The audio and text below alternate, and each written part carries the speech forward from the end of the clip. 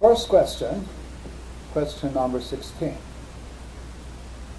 When we do the binary search on 20 element ordered array and assume that the search key can be found in the array, how many elements in the array correspond to the worst case?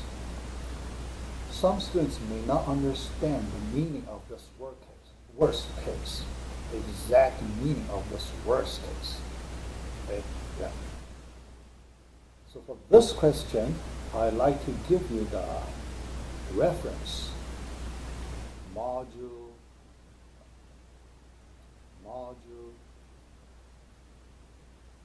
4, part D.2, page 6. All right. So on that page, I draw a binary tree. When we do the binary search, we can build a binary tree to describe all the search cases. So here, so let me do that. Yeah. But I like to do one. Yeah, I changed this number. So yeah, because this question, I don't want to solve this question for you. So let me change n equals 10. How about that? We have 10 element sort ordered array. So then I show you what is the meaning I want to ask for. All right, this is the array. 10 elements, 1, 2, 3, 4, 5, 6, 7, 8, 9, 10. All right. So now I have a search key. I want to do the binary search. There are even number of elements. So when we do the binary search, we compare it with the left median, right? Based on our assumption, because there are two medians, left median and the right median. So by default, we take the left median. All right. So let us build binary tree. So node 5 at the root. The first one we compare, so it is at the root. All right. Two cases. If k less than the value of element 5, we need to go to lower part of the subarray. When we go there, we compare with the left median. Element number 2, please. All right. Okay. If still less than that, compare with 1. If it is greater than that, compare 3 and 4. 3 is the left median, so we compare it with 3. Left median. If greater than that, compare 4. All right, so that is the left subtree of node 5. Now we work on the right subtree. 5 elements, the median 8. Right. Less than value of 8, element 8, 6 and 7.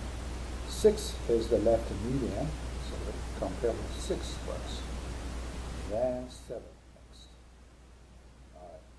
Greater than value of element 8, go to this branch. 9 is the left median. And 10. All right, after we build this binary tree, we can make our conclusion from this tree. All right. Element 5 to get, if k equals 5, we need one comparison. Okay? Yeah. At top level, one comparison. But if it is 2 and 8, we need two comparisons. Okay? Yeah. And next level, 1, 3, 6, 9, we need three comparisons. And the bottom level, 3 elements at the bottom level. Okay? 4 comparisons. Now we answer this question. These bottom level, 3 elements at the bottom level corresponds to the worst case. Yep, 4, because we need a maximum number of comparisons. So that's the worst case. Okay? Worst case situation. Yeah. So now the answer, how many elements in this array with 10 elements? Okay? Yeah. 10 elements. Not 20, so you work on the 20. Yeah. Here in my example I use 10.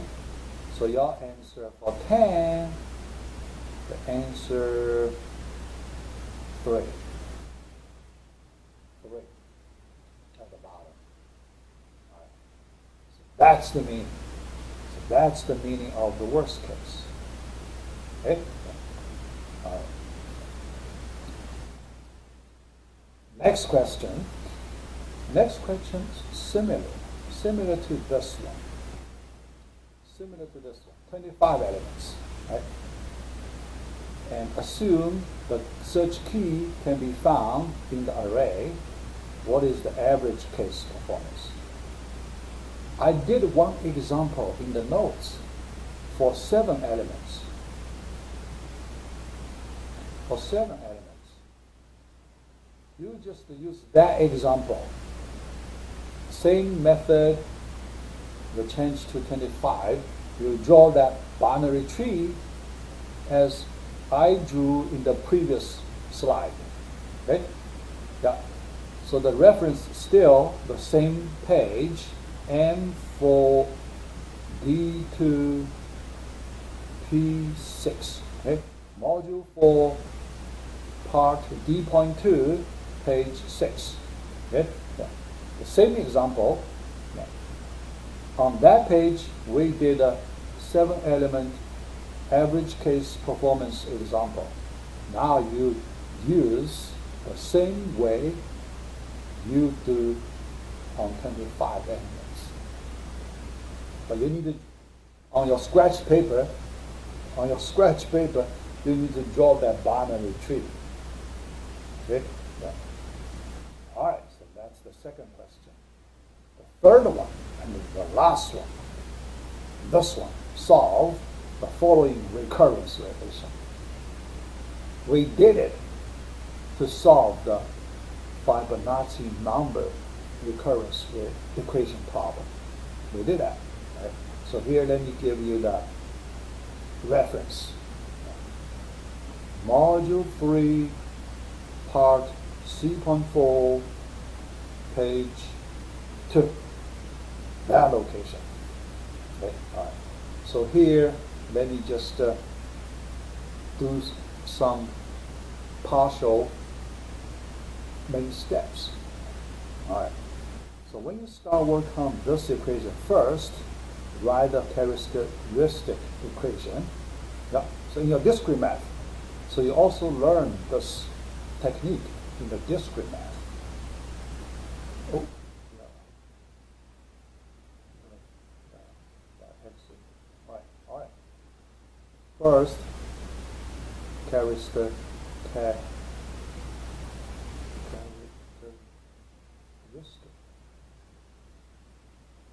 equation. So what's that? Characteristic equation. So what's that? All right. From this recurrence, look at it. N minus 1, n minus 2, n minus 1, n. Okay? N. So corresponds to the order x squared, 2x plus 1. Right?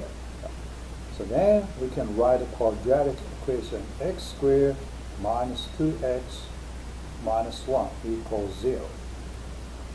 Can you use the quadratic formula to write two roots? Okay? Two roots. 2 negative b2 plus minus root b squared 4 minus 4ac plus 4 over 2a. 2. Okay? Yeah, so that's the, root 8.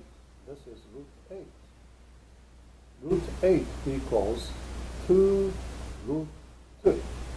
Cancellation, you have 1 plus minus root 2. That's the two roots of this quadratic equation. So that means these two roots, they satisfy the both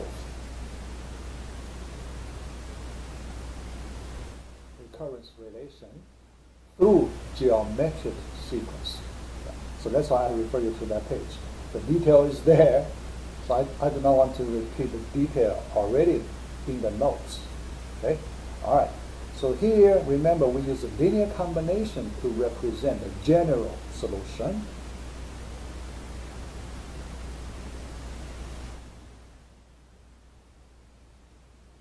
General solution we can represent this way: linear combination, two constant a. The first one, a, times the first root 1 plus root 2 to the nth power, and second 1 minus root 2 of n. So this is the representation of the general solution.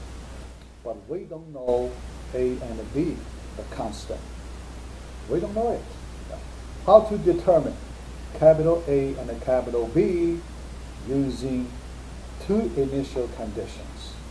A of 0 equals 0, A of 1 equals 1. Two conditions. So you plug in, so you get two equations. You can solve for A and B. You can find the value of A and B. So you last final formula for it. That's the whole procedure. That's the whole procedure. So you learn it twice. In your discrete math, you learn the whole procedure solving this. In this class, I review it. So we repeat the same procedure. So now you should be able to solve it. All right, so that's all the questions. So I explained 14 out of 25 as questions in our homework number 1. Yeah. Hope you can do it well. Yeah. Mainly, I hope you study the materials, notes, videos, although you need to spend a lot of time, but you have to go through it. Yeah. All right, so let me finish this video. Next, we will continue our new material.